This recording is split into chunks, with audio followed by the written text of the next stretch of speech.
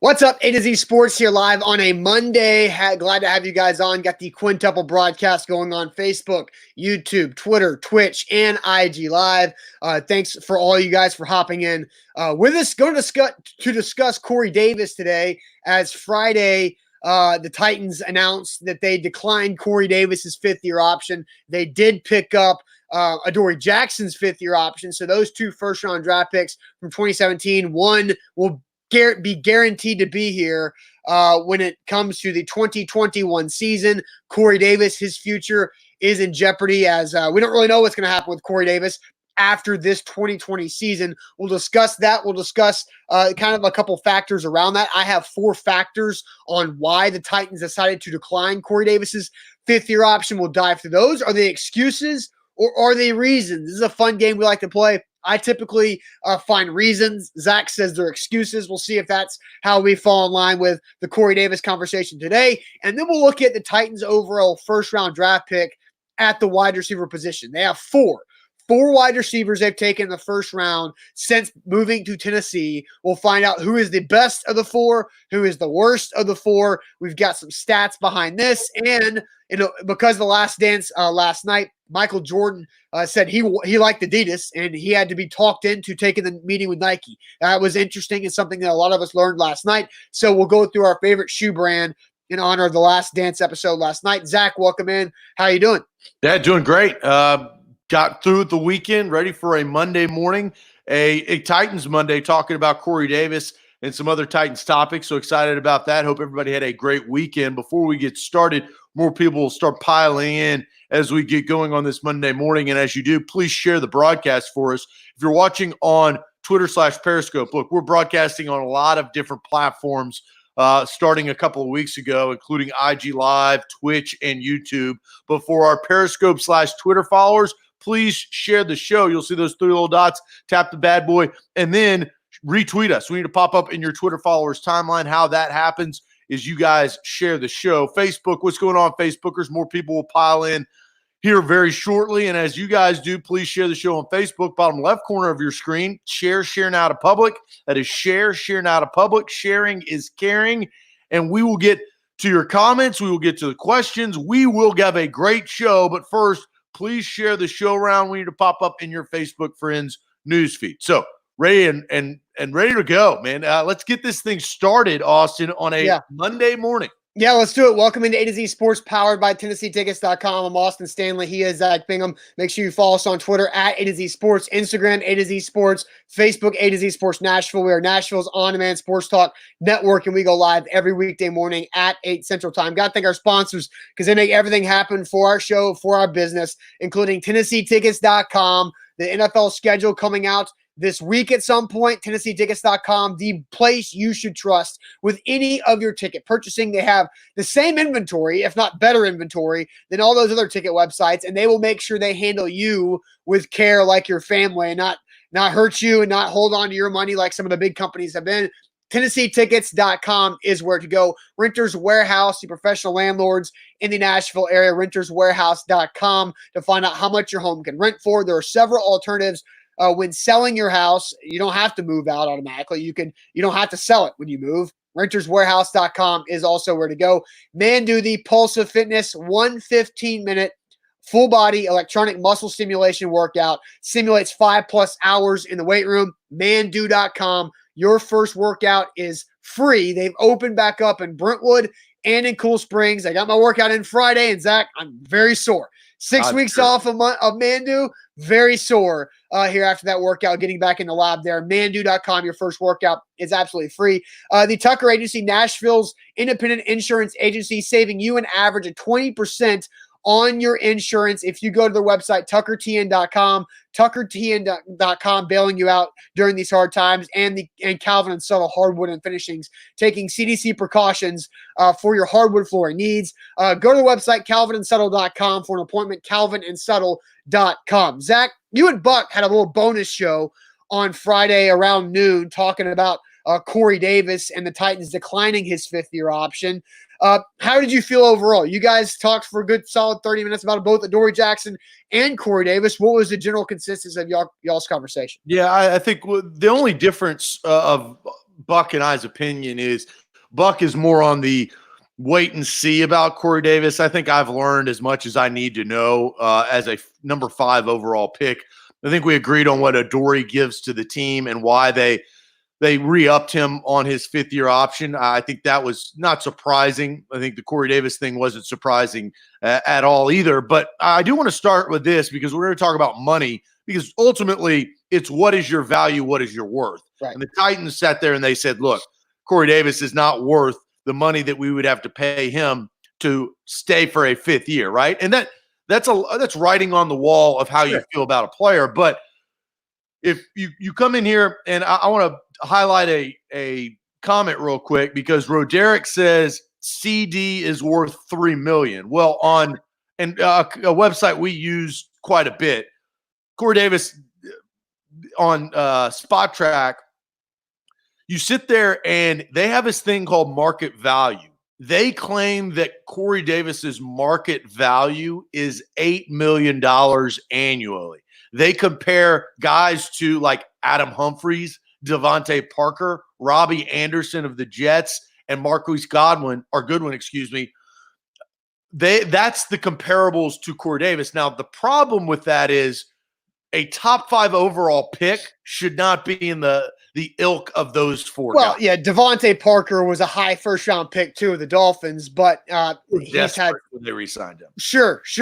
So, and $8 million, as Roderick says, no way. $8 million is fair for what Corey Davis has produced. Now, is it what you wanted from a 5th overall pick? Obviously not. But $8 million, I'm on board with the Titans re-upping Corey Davis for a couple of years if it averages $8 million a year down the road, whatever that might be. But it's almost half of what the 5th-year option would have been at $15.6 million for his 5th overall draft slot. So I think with Corey Davis, I've been a Corey Davis backer. I think I respect how he plays the position, the things that he does on the field, even without the football in his hands. I think Corey Davis is valuable to the Tennessee Titans offense, and he's going to be a major part in the Tennessee Titans season if it starts on time or not. But Corey Davis, he's had a hard go of things. And so I've got 4 factors of why Corey Davis has not panned out statistically over the first 3 years of his NFL career. And we're going to ask you guys, are they excuses or are they reasons? Because I think these 4 different factors are legitimate. Like you can't argue that they are factors. It's just, do they fall under the excuse category or the reason category? The first one, Zach, I'm going to get to injuries. I think this is the most obvious. Corey Davis was drafted injured. He did not participate at the combine because of an ankle injury and a surgery after college. So nobody knew what his 40 time was. Nobody knew what his shuttle time was, what his explosive, his jumping abilities. Nobody knew any of that data because of his ankle injury that he had right as his college career ended. That's number one. Then obviously you go into the hamstring that cost him his entire rookie training camp. He cost him a lot of 5 games his rookie season right there in the middle after he came back too early. He battled a hip flexor, abdomen, a turf toe, all these different injuries that happened over football. It's football, but it has turf toe and a hamstring and a hip flexor. Those are 3 things in an ankle, really 4 things that are very important to a wide receiver when it comes to running and creating separation down the field. I agree it's football. Yes, you're right. But injuries are the first factor I have listed, Zach. Do you think that is an excuse or is that a reason? That is a complete excuse. Like injuries, that's the easy way out, right? The reason why Jake Locker was trash is because he couldn't stay healthy, right? He was injured. And he didn't even have – he had a lot more injuries than Corey Davis had that sidelined him. Corey Davis, he didn't miss that many games overall in his career. He missed 1 last year. He played the full season in 2018, and he only missed 5 games his rookie year. That's only 6 games in 3 years. It's not like he's sitting there and he's hobbled and sidelined. Well, but they're affecting his play, and you can't disagree with that. Everybody's injuries affect their play. No, I know that, but he's playing through them.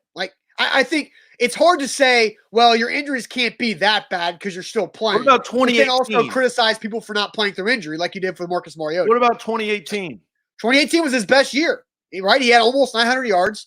He had like 4 touchdowns, I think, in that season. And That's not a top 5 pick type I'm number. not saying it is, Zach, but like, and I'll give you. You're saying that these are reasons. These aren't. I mean, I did not say it was a reason yet. I asked you the question and you said excuse. So don't assume that I'm automatically going to say reason. But he was drafted injured. So, and John Robinson has a history of drafting guys injured. He drafted Jeffrey Simmons and Harold Landry in the first 2 rounds injured. So I think injuries are part of the game. You have to fight through them. But Corey Davis's injuries are an excuse for why he has not been as productive. When it comes to these 4 factors, there are other things that are not in Corey Davis's control. His injuries are the most in his control in this aspect. So number one, the number one factor is his injuries, and we both think they're an excuse. Is that fine? 2? Number 2 is quarterback play. And I did not list just one name under this because I think Ryan Tannehill is also included in quarterback play. And Roderick says in 2018, he was targeted 112 times and only caught 65 balls. That's true. Those are stats. We know those are fact. But how many of those balls are catchable? Because there was a stat out there from Pro Football Focus that Corey Davis on, I think it was 11 deep routes this season, 0 were completed, but 0 were deemed catchable balls. So all of the incompletions are not automatically drops. Like Corey Davis doesn't have a drop problem. Sure, he drops passes that are probably normal with the league average, but Marcus Mariota and Ryan Tannehill, quarterback play overall when it comes to Corey Davis, impacted his play, and I say that is a reason, not an excuse. Well, it is a reason based on Mariota and his injuries. And Mariota was not the – look, I don't want to say – he was an average quarterback. That's why he's a backup now, right? That's not why he doesn't have a new contract, because Marcus Mariota could not consistently win because he couldn't consistently stay on the field. The Ryan Tannehill thing I do think is unique, and I'm very, very curious heading into this year if that will change. I mean, Ryan Tannehill, we talked to him on a Zoom last week, and one of the things that he said is he's going to get Corey involved. He's going to get better. Those are going to change. Now, those are words. Actions speak louder than that. But I do think that Mariota is a major reason why. It's just, and this is where I'm going to struggle with this entire conversation, Austin. I hold Corey Davis under the standard of a 5th overall pick. And I will consistently remind people that he is a top 5 pick in the draft. In the draft, you could pick any other guys, right? 4 guys you could not select. But other than that, you had the pick of the litter. And your production and your value eventually, right? And that's what we're talking about now, has got to be at a certain level as a 5th overall pick. I do think it is a slight reason, but I'm not going to sit there and say quarterback play. Ryan Tannehill showed that he can move the ball, right? Sure, right. And Mariota at times showed that he could move the ball too. But I'm going to dive into why this is more of a reason than it is an excuse for Corey Davis. But first, Zach, we want to ask you guys and get you guys more involved. Is quarterback play for Corey Davis a reason or an excuse for his lack of production in his first 3 years as a Tennessee Titan? But first, Zach, tell the people about Calvin and Subtle. Yes, Calvin and Subtle is where you need to go get your new hardwood floors. It's that easy. You make a call to Calvin and Subtle, 615-448-6414. That's 615-448-6414. And it's very, very easy. You're going to give them a call. They'll set up a visit to your house. They're going to come in. They're going to wear all the protective material that is needed to make sure that you're safe and they are safe during this coronavirus time. But they will wear masks, they'll wear gloves, and they'll assess your situation. Maybe you need to replace your flooring in your kitchen or your den or your living room or your bedroom. They will make it that easy because you can go to their showroom and you can look at samples, or they'll bring them to you. Once you decide on your perfect hardwood flooring, snap of a finger, 1 to 2 weeks. That means they're going to order the material and install it, and they have a wide range of hardwood floors from $30 per square feet to $1.99 per square feet. So you can get cost effective or luxury. They'll install it within 1 to 2 weeks. If it's a custom job, it may take a little bit longer, but it's that simple. CalvinandSuttle.com or 615-448-6414. All right, A to Z Sports. Don't forget to subscribe to our A to Z Sports podcast feed wherever you get your podcast. New Tighten Up podcast coming later on this week. Also, a Big Orange podcast. Have all said hot again yesterday with 2 more commitments in their class. A to Z Sports, wherever you get your podcast. Rate, review, subscribe, give us 5 stars because you like us so much. Okay, the question is quarterback play an excuse or a reason for Corey Davis's lack of production in his first 3 years? Josh says Tannehill himself said he wants to get Corey Davis the ball more because he knows he's talented. Kevin says reason. John Michael says reason. Bobby says, what happens if Corey Davis goes off this year for whatever reason and outplays A.J. Brown? Can we still let him walk? And now, I'll say this. It feels like Corey Davis, it could be entering another Jack Conklin type situation for the Titans where it was the right decision for the Titans to decline Jack Conklin's 5th-year option. But it was also the right decision to let him walk for what he was going to be paid by the Browns after a really good 4th year.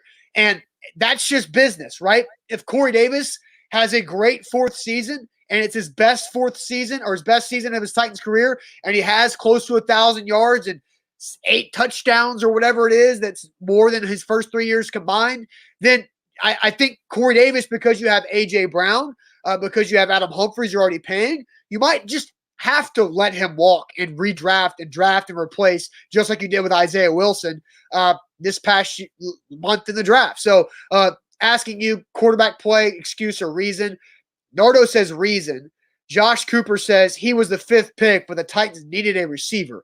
That is true because the other 3 receivers in that class that went really high in the top 10 after Corey Davis, Mike Williams got his 5th-year option picked up. John Ross did not. Mike Williams had Phillip Rivers for the last 3 years and was healthier than Corey Davis over the long haul of the 3 years. John Ross battled injuries a lot too and missed a lot of time his rookie year. So I think it's a reason for quarterback play because Marcus Mariota struggled to throw outside the numbers. Marcus Mariota was really good down the center. That's why Delaney Walker was such an important part of the Titans offense the last 3 years. So it's a reason. And then Ryan Tannehill, when he came in and took over in week 7 as a starter, he rarely looked Corey Davis's way in big situations. Now, why?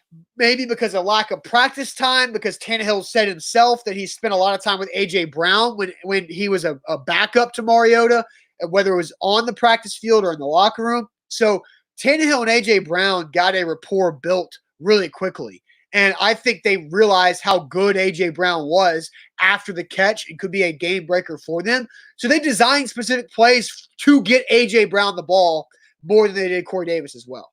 So the kind of crazy part about it, I was looking at Mike Williams' stats, and he was that's incorrect of him.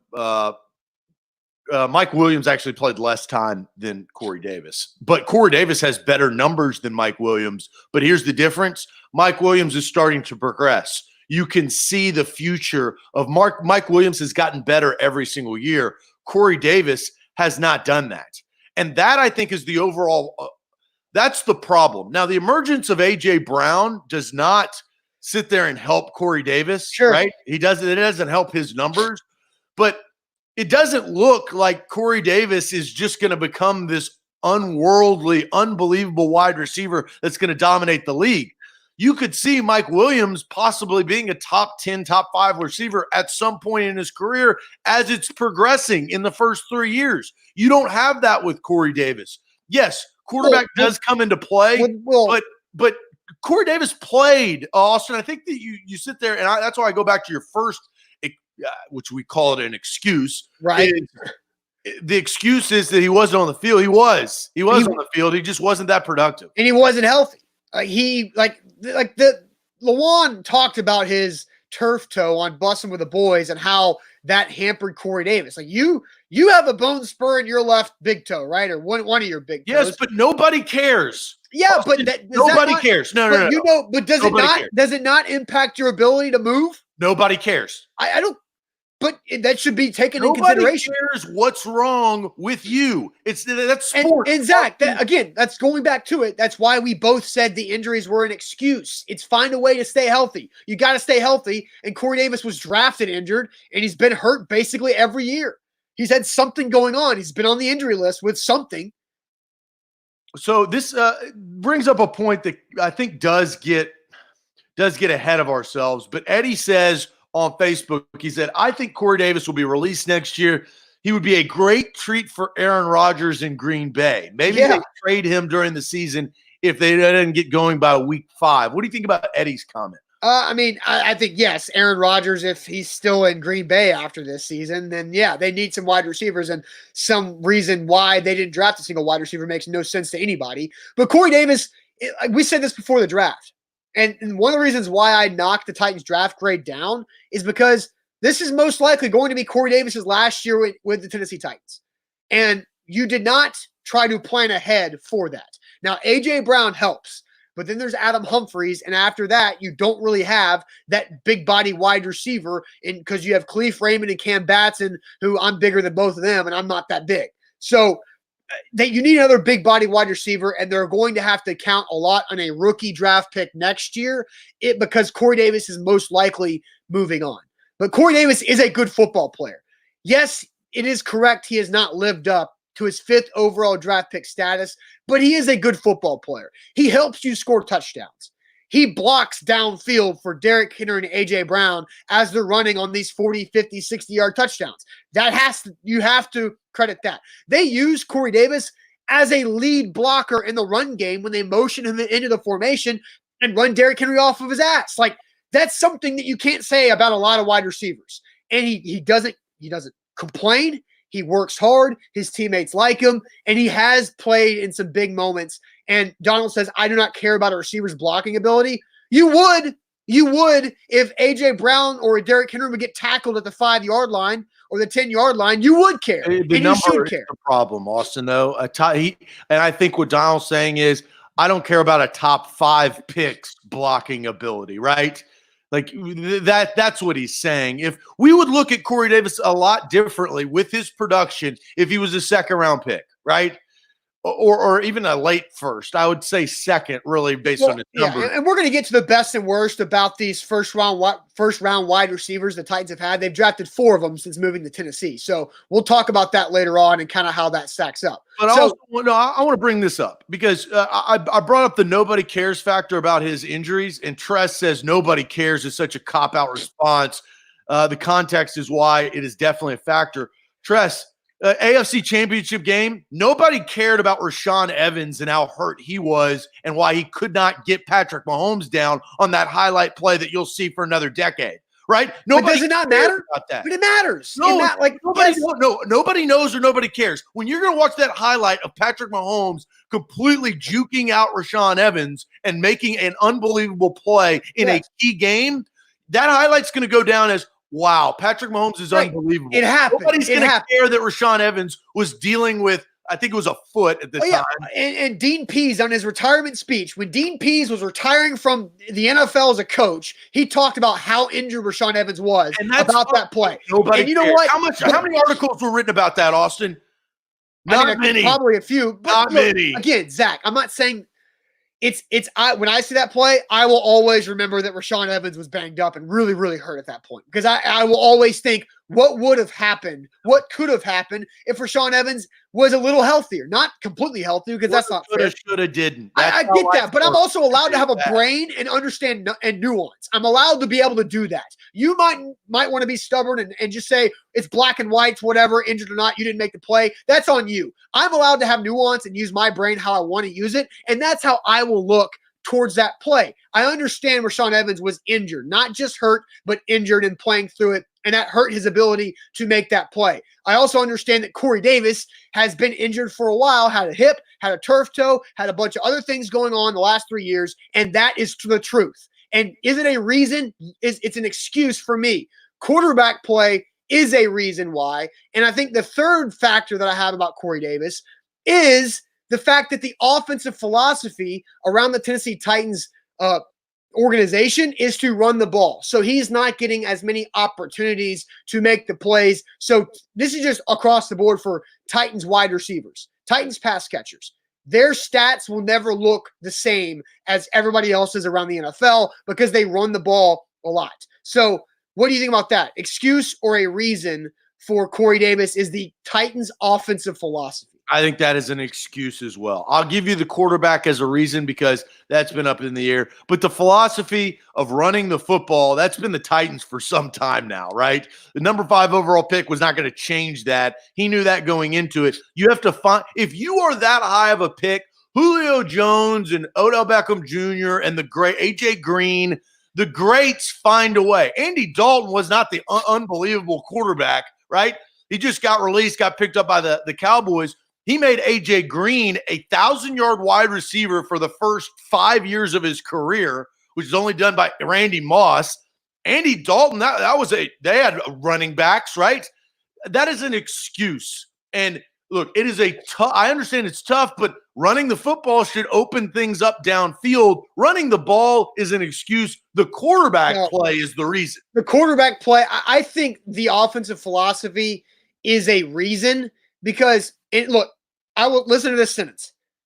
A.J. Brown is the biggest indictment of Corey Davis. Corey Davis getting not shown up, but A.J. Brown taking over the way he did as a rookie really made Corey Davis look bad. And that's not Corey Davis's fault. That's because A.J. Brown is an absolute freak and is the yak god, as everybody says. I mean, it is Corey Davis's fault just because of the production, right? You're based on your numbers. It's just A.J. Brown's really good.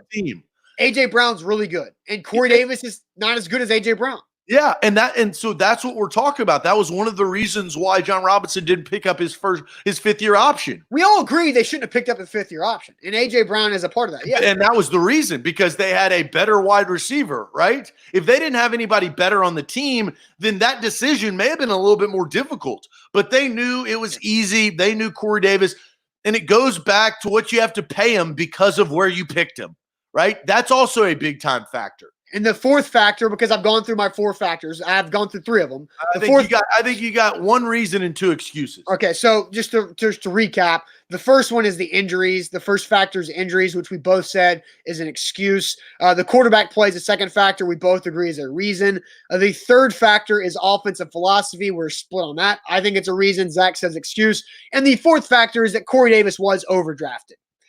And that's, again, that's not under Corey Davis's control. That's on the Titans, but is that not a factor? No, he was overdrafted. Excuse again. You were 1 for 3 on this. 1 for 4. Corey Davis believes coming out of Western Michigan, he thought he was the best wide receiver in the draft. Was right? he? Can you? So no, he wanted to be drafted number 1 overall if they had the opportunity, right? That's every player in the first round. They think that they are the best athlete, they are the best wide receiver, they're the best player. Zach, how many times of this show have you said top 5 pick, 5th overall pick? You've said the number 5 a lot. But it's shared. That's shared responsibility, Austin. It's not shared responsibility. Corey Davis. It's shared responsibility on the player and on the team. That's not just a one-way street, Austin. You were incorrect on that. You can't even argue that. It's shared. The player has to live up to the expectation because the player believes in himself. Every player that is drafted in the first round believes himself at the NFL draft. But Corey Davis had no business being drafted 5th overall. And really, Mike Williams didn't have any business being drafted 7th, and John Ross had no business being drafted 9th. These guys were overdrafted by about a dozen spots, all 3 of them. And that I think it's a factor. It's absolutely a factor. It's a factor, but it's also an excuse. I think it's a reason because the team did that. And because we know this, we know the Tennessee Titans tried to trade out of that pick, but they were stuck. They had no offers to move up. So they had to get a receiver in that draft. What? They took him. You live with it. And the player has to live up to the expectation. So what if they took him 8th overall? You think that because all 3 wide receivers, that was a high look. There was only 3 right in the first round. This year we saw 14 in the first 2. So huge difference in the drafts, right? Right. Yeah. Those and so the teams that picked, right? So you got the Bengals who got Ross, you've got Corey Davis of the Titans, and you got the Chargers, you got Mike Williams. Those three teams, if not even more, there's only 3 first-round quality players. So Corey Davis was going to be a first-round pick that year. Yeah, but not the 5th overall pick. If he was the 8th overall, Austin, I still have the same expectation. If he's a top 15 draft pick, he's still going to be the highest in Titans wide receiver history. Yes, but he had no business being the 5th overall pick. It doesn't matter. We all know that. He hasn't shown that he's a top 5 pick. Yes, he is. But has he shown that he's a first-round guy? Like, no. Austin, so you just proved my point. No, Zach, you just lost the argument. You're acting like I think. If it doesn't matter where you're picked, then your argument is moot. If you do not believe him, he is a first round wide receiver. Now that we know that it doesn't matter if he was 5 overall, 25th overall, or 31st overall. Okay, silence tells me everything. You just I'm not gonna change your mind on this. And plus, you're acting, Zach. You're acting like I think Corey Davis has lived up to being a first round pick. He's not. You just told me that. I agree. And so you're like screaming at me like I'm saying the worst thing in the world. Well, because what you said, right? Your philosophy, you were saying that it is a reason that he's a top 5 pick. It's not, because you just said it wouldn't matter if he was a top 5 pick or later in the round, right? So you killed your argument. But as a 5th overall pick, his 5th year option is so much more expensive than it would have been if he was a 15th pick. That's my point. Is that there's a lot. 5 and 15 is a lot different. If he's not worth 15, it doesn't matter. In hindsight, he's not. If he was drafted 29th overall in the first round, and you looked at his numbers and his production, you still won't pick up his 5th round option or 5th year option. You still wouldn't do it. So it didn't matter where he was selected. That's the point that I'm proving of. That's why it's an excuse. It's not a reason. DB says Austin, the 5th year option's not picked up. DB says, Austin, you're defending Corey Davis to the max. Brian says Mariota is the reason he hasn't produced. You got caught in the mix, and that's get caught in the mix. I'm looking at it logically. It is an excuse because we know the information that the Titans did not feel comfortable drafting Corey. Same thing with Isaiah Wilson. The Titans wanted to get out of 29, but they couldn't, so they had to take the guy there. Draft. Like we're not playing. The only thing that we're recognizing is what we know now. We're not playing ifs and buts and beer and nuts, right? That's not that. It is what it is. If he was the 5 or the 27th, we still think the same thing based on the information that we know over the last 3 years. That's the point. So it is an excuse based on it not mattering. Okay. The one thing we do agree on is that the quarterback play is a reason. Can you right? admit that the last is an excuse? I'm not going to. He was overdrafted. That's not in his control. But you said that it didn't matter where he was drafted. I did say it mattered. No, you said that it wasn't a first round talent. In hindsight, he's not a first round pick. But at the time, Zach, at the time, you wanted them to take John Ross 5th overall. That's fine. That's okay. But it wouldn't matter. The 5th overall pick, it's not about that number. It's about the productivity that he's brought into the table and Titans as a first round pick. Titans for Life says, yes, Zach, but who's responsible for where he was drafted? The point, who said that? Titans are. Titans for Life. Titans for Life doesn't understand that what we're all talking about is it didn't matter. It did not matter where he was picked. We've all admitted that. Titans for Life, answer this question. Would you think differently of Corey Davis if he was drafted 16th overall? No, you wouldn't. Yeah, I would view it a little. Yes. He would be a first round talent, or he would be a first round pick that has not turned out to be a first round talent. You just said it does matter where he was. You spoke out of both sides of your mouth. It does matter where he was picked. It was 5th overall. You've used the 5th overall draft pick against Corey Davis for years now.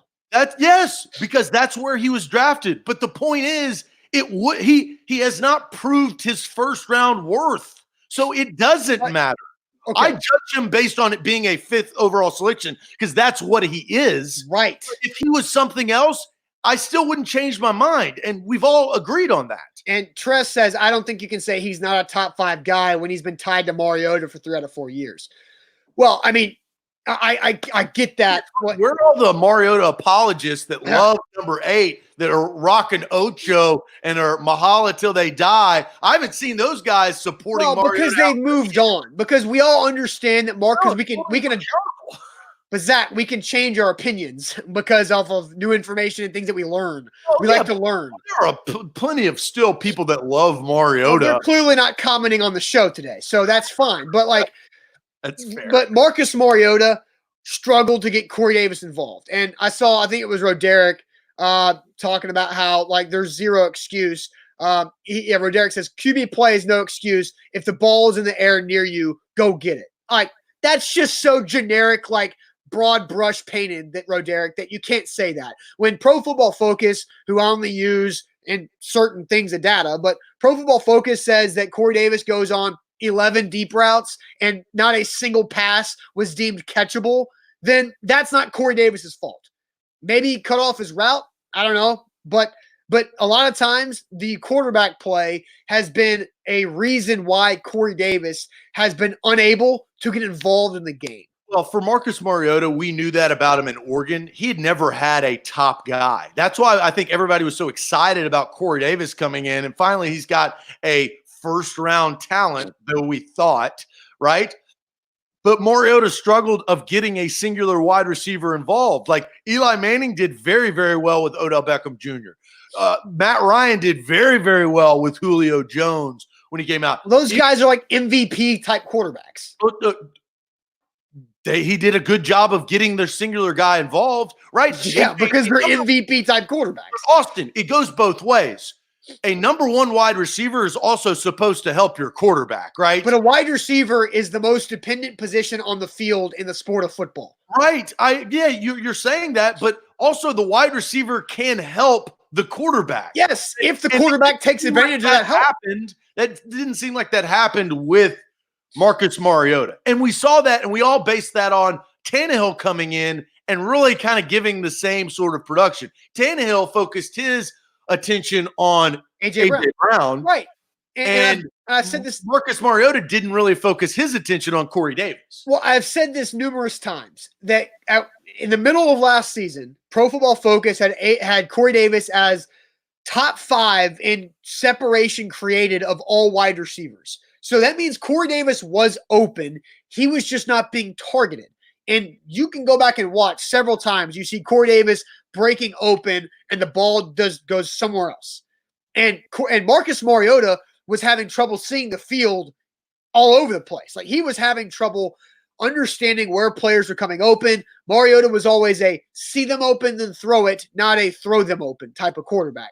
And so that's where Corey Davis was hurt negatively by quarterback play, is that he didn't have the rapport. The quarterbacks weren't looking towards him, maybe because he was limited in practice or what, for whatever reason. I don't know. But Tannehill was the stat sheet shows. You are what kind of player, how many touchdown passes I honestly think saying you are what your stat sheet shows is not fair because of what the wide receiver position is. I'm just saying. I don't think that's fair. And I don't think it's smart. Fair. And that's how you're judged, right? It may not be fair, but you're judged based on your productivity and the touchdowns you can catch and the yards you can catch. And I'll give you an example, Austin, because I do think, look, Lane brings up a couple of points that I want to showcase because I want to put you to the test. I think this is a hard one, right? A top 5 pick, first-round talent, or first-round pick, not talent. Let's say this. So Lane brings up, says Davis did have a one-hander against the Pats in the playoffs, correct? Yeah. And beat the Eagles in overtime. So those are 2 big plays from Corey Davis. Can you name me 3 more that are just stellar Corey Davis, huge factor, big-time, first-round type plays? There was a pass he caught from Tannehill. It was against the Chargers, where he was streaking across the field and he had to go back shoulder running at full speed. And it was a laser from Tannehill that was a holy crap, what a catch. There was one he made that was, again, thrown behind him, I think in his second year, where he had to jump and throw one on out backwards behind him, and he made that catch. There are other plays. There are other plays where Corey Davis. 2 vague plays. My issue with that, and look, those happened. I know the plays that you're talking about because I've watched every single game next to you. Like his touchdown catch against the Falcons was impressive. He had a long touchdown catch against the Texans. Very, very short list and very hazy fog, What? right? Yes, those are not defined. You said roundabouts, right? You said Chargers. What was the other play? It was the team that he caught your fourth play. I think it was his rookie year where he went. I don't know. Remember the team? I just remember the slow motion highlight of him. That's my point. If you are a top 5 pick or a first round pick, you should have a lot more legitimate, just like ingrained plays that have wowed over the last 3 years. And I think that becomes a problem and another reason why they're not picking up his 5th round option. Zach, nobody's arguing that they should have picked up his 5th year option. Like Corey Davis has made big plays. He's made big plays in the NFL in his first 3 years. He has. He hasn't made enough of them. No, I could argue that he hasn't made enough like regular size plays. He hasn't made enough of the just converting first downs. Like you can argue that. No, because you know what gets you a new contract, Austin? Big plays, game-changing plays. Because if you score touchdowns and you have those like A.J. Brown like that as an example. All right, how about the entire Patriots game at home when he just toasted Stephon Gilmore all day long? All day long. That was a solid game altogether by Mariota. Solid game. Corey Davis was a freak beast that day and was dominating. He played like a top 5 pick that day. There's only about 3 games or 4 games in the last 3 years that he's done that. That's my problem. As a top 5 pick, which he is, we know that, you can't have 4 games out of the however many that he played. Because of how many games? He played 42 games. Right. And how many of those? 4 or 3 games that he had superb games. Well, how many times was he playing with a quarterback who couldn't do anything? Marcus, like the entire second season, Marcus Mariota. But that's how you earn a contract, Austin. I think Corey Davis by himself has actually produced better than what his stats show. I think he's played better than what his stats show in the box score. I would agree with you with this one thing, and we noted it, and we've said it a lot. Even Donald brought it up. It's the things that you don't see that Corey Davis is really, really good at. Yes, but which is important. As a top 5 pick, you have to be really good at things that people see. It's just the position that you play. So it does matter where he was picked. But we've already established that the first round was not the round that he should have been picked, right? He hasn't shown that. Okay. It solidifies the point that I'm trying to make. And you need to make plays that people see, not just plays that people don't see, that you and I have recognized, that the coaches recognize, that the team recognizes. Look, Corey Davis is a really good dude, right? He goes about his business. He's a hard worker. He just shuts up, puts his nose to the grindstone, goes to practice. Like, that is really, really good quality. But as a first-round wide receiver, position key, you have to do more than that. You've got to show your value in touchdowns, in catches, and receiving yards. All right, A to Z Sports here live on a Monday. Corey Davis's 5th year option was not brought up. Kevin asked why. It's because it was $15.7 million, and that's just not what they're going to pay Corey Davis to be a Titans wide receiver in his 5th year. So, A to Z Sports here on the show. Let's get to this. Who is the best first-round draft pick at wide receiver, and who is the worst first-round draft pick at wide receiver the Titans have had? There are 4 guys. We're going to run through all these 4, but first, Zach, tell the people about Tucker Agency. Yes, Tucker Agency is helping you. That's the reason why we partnered with them to be a presenting sponsor here on A to Z Sports.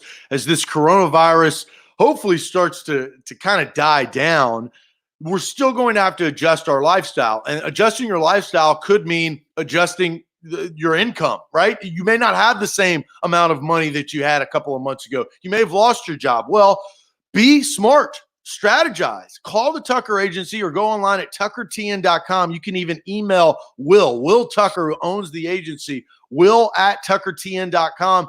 email them and say, hey, Will, heard you on A to Z Sports. I'd love for you to take a look at my policy. Well, how that could help you is you can save a couple $100 extra per month in the months of May, June, July, August, September, however long that we have to adjust our lifestyle. TuckerTN.com. That includes home, auto, rental, Airbnb, boat, your overall umbrella of your insurance. That's how they can save you money by restructuring. TuckerTN.com.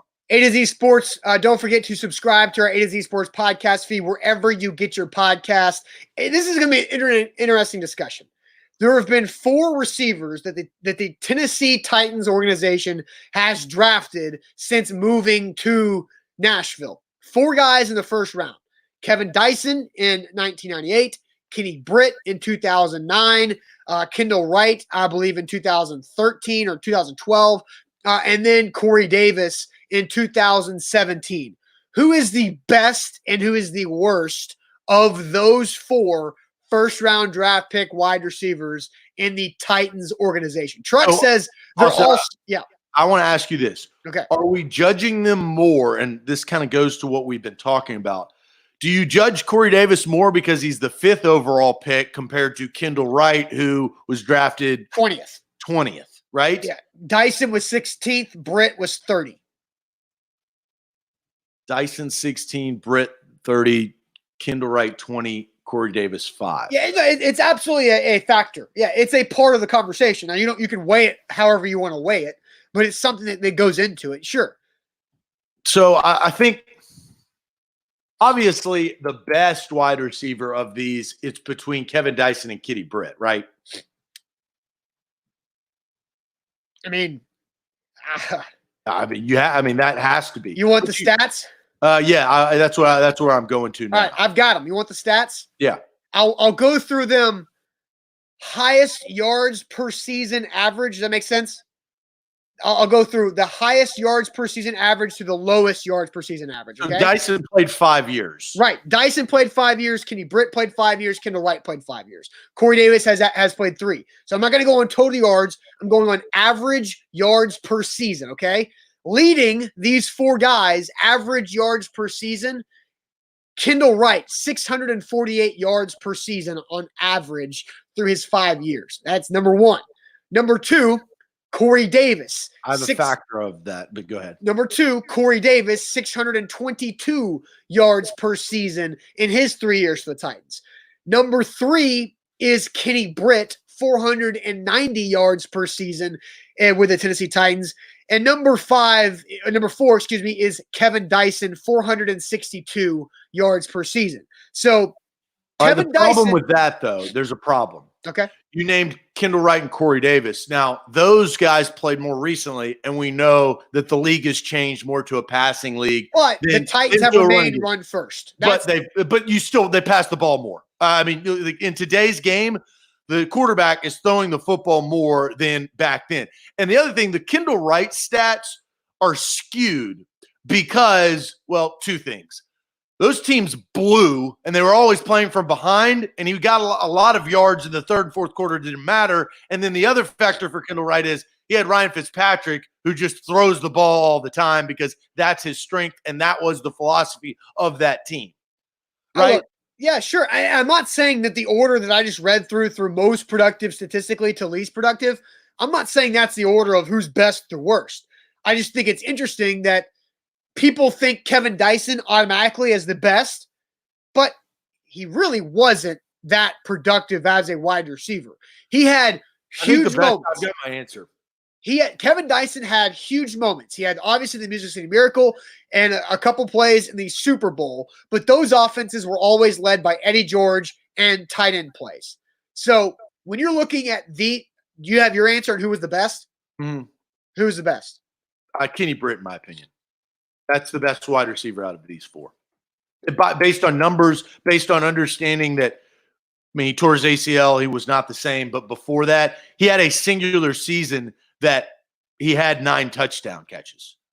Right. No other wide receiver had that, right? Kendall Wright didn't have 9 in one season. I could pull them up. Now, actually, their touchdowns, ironically, were very similar. In 5 years, Kendall Wright had 18. In 5 years, Kenny Britt had 19. And in 5 years, Dyson had 18. Then you've got Corey Davis with just 6 in 3 years. So the other guys averaged about 1 more touchdown per season than Corey Davis. Kenny Britt's the best wide receiver out of these 4. So Kendall Wright's best season scoring touchdowns, he had 6 in 2014, which was not even his best year. He had that 1,000-yard season where he had 94 catches, but he only had 2 touchdowns that year. But he had 6 touchdowns in 2014, the year after that. So I think the best receiver is Kenny Britt. Yeah, it is. I mean, we talked through it, but if you look at the numbers, they're not comparable of what the first 2 seasons of Kenny Britt's career were. That changed my mind on it. And that was played in 16 games as a rookie, had 75 targets, 42 receptions for 701 yards, 3 touchdowns. The following season had the same amount of receptions, but 775 yards receiving and 9 touchdowns. We talked a lot about Corey Davis and not having those big play moments, the big time catches that put points on the board and help your team win. Kenny Britt, 9 touchdowns in his second year. That, my friends, and then he tore his ACL in his 3rd year. Right, and I think there's 2 things that Kenny Britt and Kevin Dyson have in common, and they're both knee injuries, like significant knee injuries, because Kevin Dyson only had 15 receiving yards after leaving the Tennessee Titans in his career. That's it. He had 15 yards after leaving the Titans. He had 2 catches with the Carolina Panthers for 15 yards. That's it after leaving the Titans. And Kenny Britt had another, really productive few years with the Rams organization, where he had in 3 years he averaged over 800 yards receiving per year with the Rams. So Kenny Britt, he lasted longer than Kendall Wright. He lasted longer than Kevin Dyson. And Corey Davis has only been in the league for 3 years. I think the best is Kenny Britt. I honestly think Corey Davis is the second best. And I think the third is Kevin Dyson. And then the last for me, Kendall Wright. Because Kendall Wright, very talented. Kendall Wright did have a couple really productive years, but his attitude was just so bad. And that really maybe that was the coaching staff. Well, nobody else had a problem with it. With Ken Whisenhunt? No, Mularkey. Remember Mike Mularkey benched Kendall Wright for like the last 5 games of the season? Also, he was coached by Ken Whisenhunt. Yeah, and that's when he actually had a lot of production. But still, those guys, look, if you have a problem, and Mike Mularkey, what we know about Mike Mularkey is he did play favorites, right? We played favorites with DeMarco Murray. And if he wasn't your favorite, I think you turned to Kendall Wright. We know some inside stories of walking out of that facility, and Kendall Wright wasn't even in the building. Yeah. We used to talk to Kendall Wright almost every day, just like off record for y'all watching. We used to talk to him about all types of stuff, just not football stuff all the time. And then his last season in Tennessee was 2017. That year, he was never in the locker room during media availabilities. And once you think your coaching staff has something against you, your attitude and the way that you are completely change, right? If you think that your coach is out, Rashard Matthews did the same thing, right? He thought his coaching staff was after him because of the contract he signed, and look how that thing ended up. Once a player and a coach, once they start butting heads, it's over. You got to get out there. DeAndre Hopkins and your boy Bob, they were doing the same thing. Yeah, but DeAndre Hopkins is still scoring touchdowns because he's one of the best receivers in the game. Because he makes big plays. Yes, because he's one of the best receivers in the game. Absolutely. But his head coach / GM sabotaged the whole thing. So do you agree that Kendall Wright's the worst out of these? How would you order them? I ordered them Kenny Britt, Corey Davis, Kevin Dyson, Kendall Wright. I think the Kevin Dyson thing is the hardest because his statistics are not that good. But he had like the most memorable play, like top 5 most memorable play in NFL history. No, that's why I would go. That's why he's Kenny Britt, Kevin Dyson. Corey Davis is better than Dyson. Kendall Wright, Corey Davis. You put Corey Davis last? Yeah, because Kendall Wright at least has a 1,000-yard season to show for it. That's something. You put Corey Davis last. Yeah, based on what he's done in 3 years. Man, that's I mean, I'm sorry. That's just it makes sense. I just don't see how that's right. I don't see how you can put Corey Davis. Well, look, I mean, in 3 years, and we're just basing off what Corey Davis has done in 3 years. He had his best season. He had 891 yards and only 4 touchdowns. In Kendall Wright's best season, he had 6 touchdowns, and then in another season, he had 1,000 yards. Now, I know that he had played longer, but right now, that's how I order him. I'm sorry. And also, you got to come into a play, as we preface this conversation, as Corey Davis being a number 5 overall pick compared to Kendall Wright being a number 20 overall pick. Brent says 6 touchdowns in 3 years is bad. He didn't score. I'm sticking with mine. Yeah, Kenny Britt, Kevin Dyson, then Kendall Wright, then Corey Davis. But you realize, like Brent says 6 touchdowns in 3 years is bad, but 18 touchdowns sounds like a lot more, but that's over 5 years. So Corey Davis has averaged 2 touchdowns a year when Kevin Dyson averaged 3. Well, but it stacks up in the years, right? If you play 5 years, that's only 10 touchdowns. But I think Corey Davis is a better receiver overall than Kevin Dyson. But the statistics do not prove that. I think you can say that Corey Davis averages almost 200 yards receiving more per season than Kevin Dyson. But end zones, I mean, points on the board. Austin, I think out of the entire conversation today, the one thing that you're losing sight on your support of Corey Davis, and you said at the beginning of the show, you like Corey Davis, you support Corey Davis. That's fine. I respect you for saying that at the beginning. But what you're not looking at is the touchdowns scored, right? And that's what they're paid to do, is to put points on the board.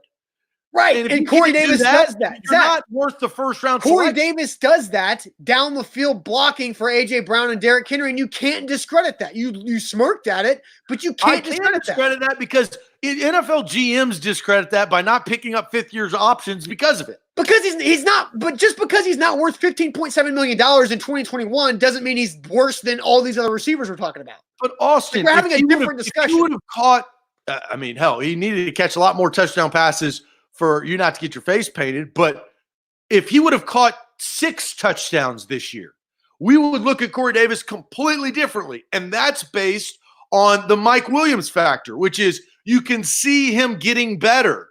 The problem with Corey Davis is you cannot see him progressively get better in the ways that you need him to, which is catching touchdowns, number 1, and catching receiving yards. Look, man, I get you. I just think Kevin Dyson is vastly overrated in how most Titans fans remember him, because he had the Music City Miracle, he had the 1 yard short in the Super Bowl, and he's on Titans radio. Like that, Kevin Dyson is remembered. I take all that out. I base it on the statistics and what I know. All right. Kevin Dyson wasn't that hot of a receiver. He was not worth a first-round draft pick either. Really, the problem is none of these guys panned out for where they were drafted. That's the common denominator.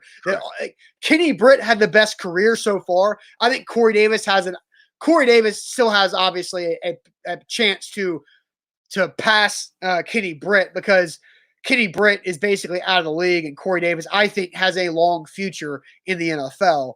It just, he might not be with the Titans for a few years. Yeah, all 4 of these guys, you said it, are first-round picks, but not first-round talent. They're not.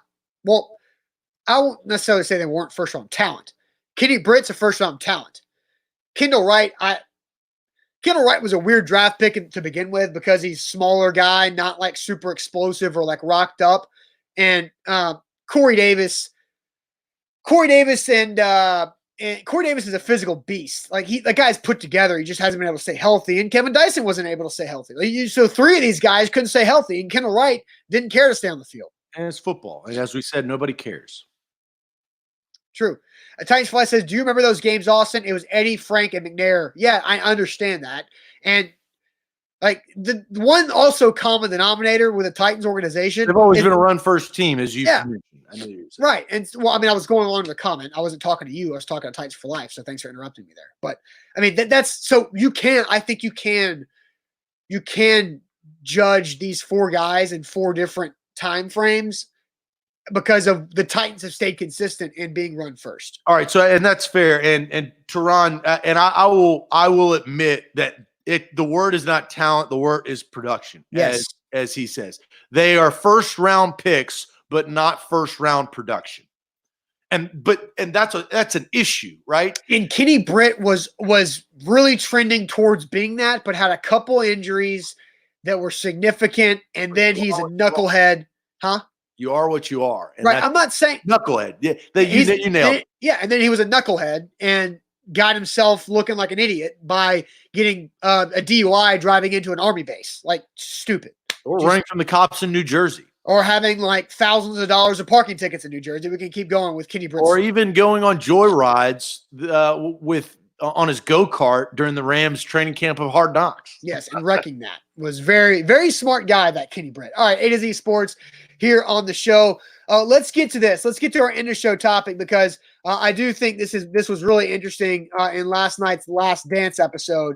But it was about Michael Jordan talking about how he ended up with Nike. He did not like Nike. He was an Adidas guy, but he ends up being talked into going to visit Nike. So we're going to discuss that a little bit and ask you guys, what is your favorite shoe brand here on the show? But first, let me tell you about Mandu. Mandu is the pulse of fitness. 1 15-minute workout of full body electronic muscle stimulation, simulates 5+ hours in the weight room. I got back in the lab on Friday and it felt great, and I'm sore after it here on Monday morning. I'm glad that Mandu is open back up in Brentwood and in Cool Springs. Your first workout is absolutely free. And right now, not a lot of gyms are open. And maybe if your gym is open, you're kind of concerned about the risk of going in there. Well, Mandu is socially distancing working out and social distance fitness. And you're working out with one other person and a trainer. Everything is wiped down, regardless of coronavirus or not. It's safe for you guys. It's a great workout, and the in-body analysis helps jumpstart your fitness routine back to normal. Mandu.com, MANDUU.com. Your first workout's free. A to Z Sports. Make sure you follow us on our podcast feed. We got a ton of different Titans content, Vol content. We got a lot of content going out on our podcast feed. So subscribe, rate, and review, and all that good stuff wherever you get your podcast. We're asking you, what is your preferred shoe brand? And I'm going to dish out the love of the show right now to my man, Devin Mills. Devin coming in with a very, very good comment. And that is, it's got to be the PF Flyer. Sandlot, baby. Nah. Right there, the PF Flyer. That's a good comment, though. That's not my particular brand, but I think that is funny because it makes me think of that chase scene on the 4th of July when Benny and the Jet was running away from Hercules. A little nostalgia there. So I just thought on The Last Dance, like Adidas was Jordan's favorite brand in college. And I thought like it just made my head hurt when Jordan's agent said Adidas didn't have their stuff together and said that they couldn't pull off a shoe. Like how different would the world be today if Adidas sacked up and was prepared to just be a shoe company and give Michael Jordan a damn shoe? Like, seriously, think about that. Because Nike is huge. I have Nike shoes on right now. I have Nike shirts, Nike shorts. I've got Nike compression shorts. I've got Nike socks. I've got Nike hats. Zach's wearing a Nike shirt. Nike's everything, right? Like, how different I think you can actually say this, is how different would the world be if Jordan went with Adidas and Adidas was ready to do that? How bad of a business decision, like Adidas executives watching that last night have to be like throwing up, like in the trash can next to them, thinking about what could have been. Yeah, but you say that if they weren't prepared, right? And if you're not prepared for something and then you take on something of what Michael Jordan actually is, then you could not provide probably the millions of shoes that Nike was able to provide. So in the long run, everything happens for a reason. I do agree. But how are you not prepared though? That doesn't make any sense. Like sometimes a company is just not in the right situation, right? I mean, that happens. We have a company. No, I know Sometimes that, there but have like, been times where we cannot jump when we want to jump. God right, knows we've but had those conversations. our business is live streaming, right? And we figure out a way how to live stream one way or another. Adidas's business was shoes. Well, that's not always true, Well, right? yeah. Well, I'm the IT guy, and I can But admit hey, that's not the only- that's- hey, you know, I can pat myself on the back. Who discovered this new service and who figured this out? Who said, you know, like there's ways to get around. Like we figured it out. We made it happen. Adidas is an athletic shoe brand and was like, we're not ready. Sorry. And it's like, what? That makes no sense. Like, you get yourself ready. Like, you do everything you can to make sure you're ready to do this. And they just completely botched that entire situation. Well, and also, Austin, you have to remember, do you know that the timing of it is the assumption that Michael Jordan was going to become Michael Jordan? Right, Nobody knew. You tell the Portland Trailblazers that, right? You don't need to be talking to Adidas. You need to be talking to the freaking Trailblazers. You had no idea. It's like the prediction of what, I mean, like you don't know that. So but the guy went number one. So that's unfair for you to sit there and say. He was the third overall pick. I mean, but nobody knew that Michael Jordan was going to become the greatest basketball player ever to live. Right. So but if you're sitting there saying, knowing information that Adidas didn't know at the time. And Zach Reagan, our guy from A to Z Sports National, says Jordan changed shoes forever. No one saw that coming. And Teron Davenport says, kind of speaking. Well, Teron says Adidas was ready years later, failed with Kobe, and failed with Tracy McGrady. Exactly. Yeah, so it justifies that they were probably smart not to do it because they failed when they tried. So maybe Adidas is just a bad company when it comes to basketball. Adidas has shifted they've shifted their model. They've gone more international to soccer. Right. Now they have. But they tried. Adidas has failed in basketball. They're not really that great when it comes to like football. Soccer and lifestyle is Adidas's lane. But so for my personal brand, and I've evolved. Like if you would ask me this 4 years ago, I would have said New Balance, actually, surprisingly. And if you like basketball shoes, I play basketball, as you know. I wear Sean Kemp Kamikazes that are Reebok brand. That's the only pairs of Reebok. Now I have about 9 pair of Sean Kemp Kamikaze 2 shoes. But you just rotate them, or are they retired? Colors. Are they retired, or are they still? Some are retired because they don't have any more tread because I play outside on them. Some are new. Some are featured that I like. So basketball, I'm a Reebok guy, but that's just because Sean Kemp was my favorite player. Right now, I'm actually a Jordan brand guy. I've got 6 pairs of Jordans that I wear regularly in rotation. So I'm Jordan. I had Jordans when I was a kid. Like I was rocking Jordans when I was like 3 and 4 years old, like the little baby shoes. But I'm a Nike guy. I like Nike Air. I've got bad knees, so it helps me with that. So yeah, Nike is my shoe of choice. And I'm sitting in my home office today, and I've got Jordan poster there. I've got a Jordan cardboard cutout over there. I've got a Jordan picture of him and Tiger Woods smoking cigars on the golf course. I'm a Jordan guy, but I don't buy Jordan shoes now. I want to. Like watching The Last Dance has made me want to do 2 things: go buy Jordan shoes and go shoot outside of my basketball goal in my childhood driveway. I can't do the second one, but we'll see if I end up buying some sneakers. Yeah, well, if I'm on Instagram and the cookies got me, they know exactly what I like. Wow. And they pop up all the time, and I just impulse buy. It's a problem. And shoes are my thing. I like it. Teron's right. He goes, I'll say this, though. Allen Iverson's The Answer shoe was dope. I had a pair of those too. All whites, too. And I don't like Allen Iverson. But this was before you really knew much about him. Like you did because you were probably like 14 years old. I didn't realize how much of a deadbeat dad AI was. Right. Now the stories tell me so later as I got older. My Iversons, I had the white ones with the red toe. Oh, yeah. I know exactly what you're talking about. I had all white, the zipper, that zipped up. I also had a pair of I used to play basketball when I was a kid, the gloves, Gary Payton, the glove that you tied up and then you zipped those up. I had North Carolina blue. it was awesome. Loved those shoes. Yeah, those are sick. The 98, the images from the 98 All-Star game last night were just like, you can't beat those rosters, can you? Well, so and we'll talk probably more about The Last Dance when it's complete, maybe next week, because that's one more week. Did you know they just completed The Last Dance? Oh yeah, they were working on that thing, churning, editing, all that stuff. Yeah, they were trying to get and we haven't gotten to this point, but they were trying to get a sit-down interview with John Stockton. And so they officially did that. And so that's in, I think, episode 9, and they'll be done with episode 10 here in a couple of weeks.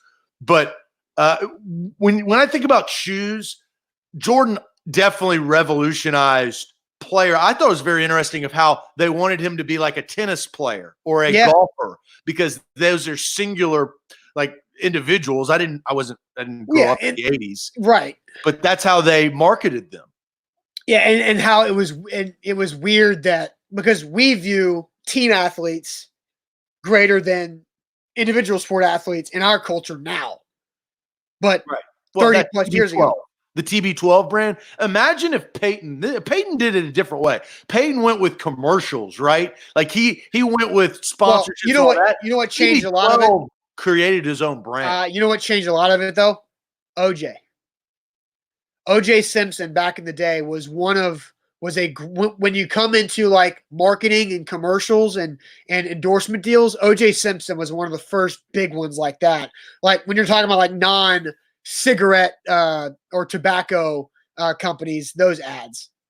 Yeah. And I also thought it was funny last night when Jordan was sitting there drinking beer with Scottie Pippen, drinking those Miller Lights. And he's like, and he did a back in my day, right? Everybody, as you interact with younger people in your life, which you will, like we interact, people that work for us are younger than us.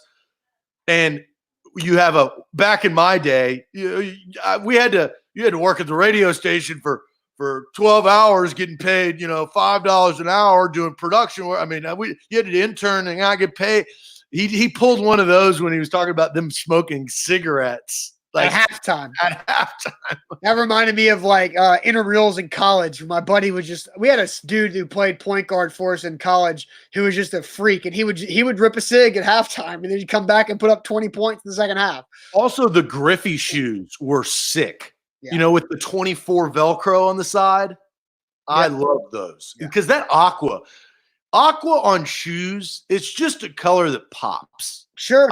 Those are a pair of shoes that I had as well. Absolutely. All right, A to Z Sports, great Monday show. Thanks for watching, guys. We'll be back tomorrow morning. Buck Rising last night had some he had his whole Comcast crash on him. I know there's a lot of people without power here in the Nashville area. So if you're without power, I hope your guys are doing okay. Hope the storm yesterday wasn't too much damage on you guys. It's been a rough 2020 for Nashville area when it comes to weather, that's for sure. But thanks for watching, guys. Have a great Monday. We'll see you later on. Adios.